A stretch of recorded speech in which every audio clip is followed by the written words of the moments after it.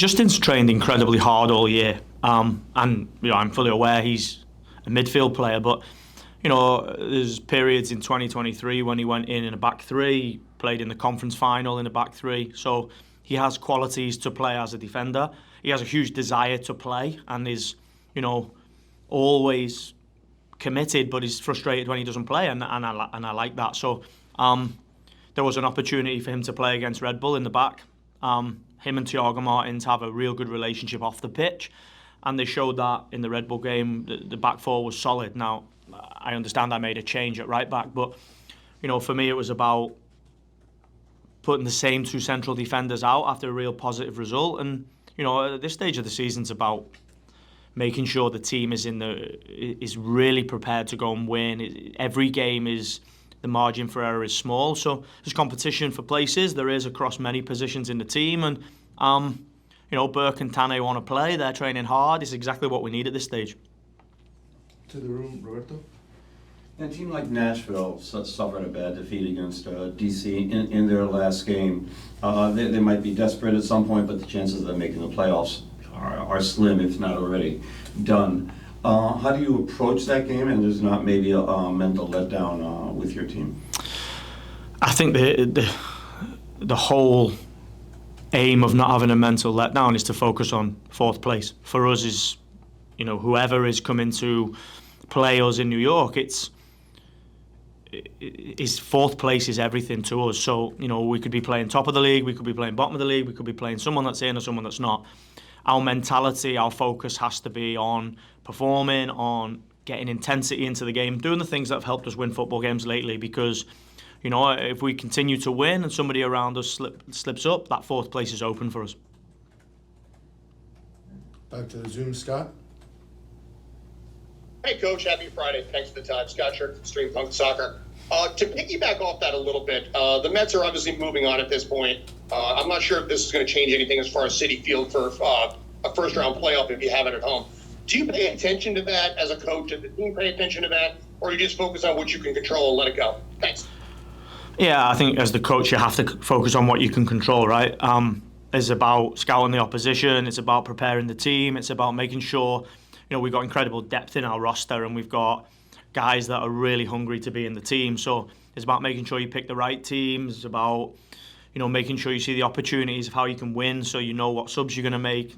All those things outside of your control, it's just wasted energy. Chris? Hey, Coach.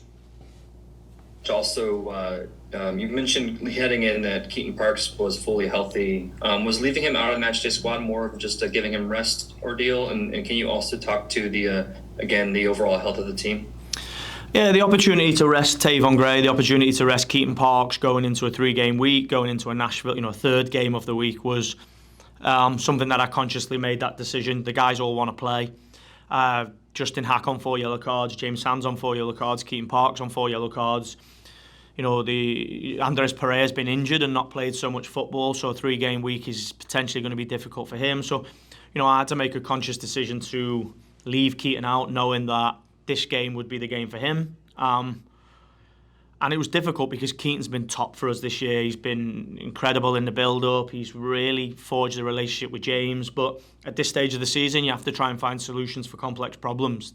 What I didn't want was to lose Justin, James and Keaton all in one game, and to have Andres Pereira play 2 games in 3 days going into a 3-game week. So, it's part of MLS, it's part of this season, and we came out the other end positively, so it was a good decision.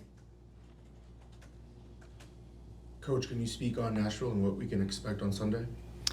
I think Nashville are a really difficult team to play against. I think under the previous coach, direct, incredible on set play. Hani Mukhtar is very dangerous. Sam Surridge is they've got good players, and you have to see past results, because with the new coach, they now play a little bit more. They want to be a team that controls the game through possession, that creates chances through possession, but they still have individuals on the pitch that can kill you in a moment. So for us, it's about focus. It's about concentrating on why we're good and when we're good, and continuing to be consistent through 95 minutes. Chris, go ahead. Hey, Coach. One last one for me.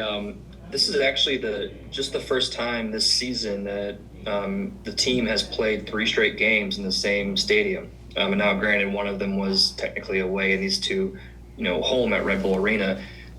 Does having that recency and familiarity with the stadium, does that provide the team with any edge, you think, coming into Sunday's match? I actually, this is a crazy stat because I didn't know that and I didn't feel that. We've been consistent in moments through the season, and I don't think that's been down to the stadium. I think it's been down to our performance levels and our support and the fans being behind us. And the Red Bull win was a great win, then followed it against a really difficult opponent. We have to make sure this is a consistent period for us, and the consistency of the stadium hopefully will help. But for us, it's about focus, it's about performance, it's about energy levels and intensity. The focus for us is to get 3 points and to make sure we move forward into the last game with 4th place to play for. Great. Thank you, everybody. Thank you, guys.